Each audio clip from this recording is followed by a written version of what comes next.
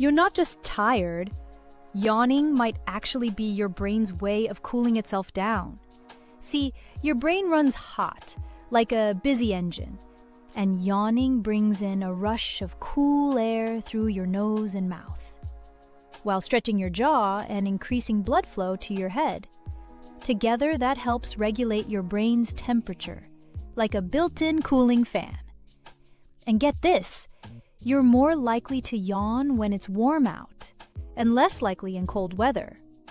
Coincidence? Not really. So next time you yawn, don't feel lazy. Your brain might just be chilling itself.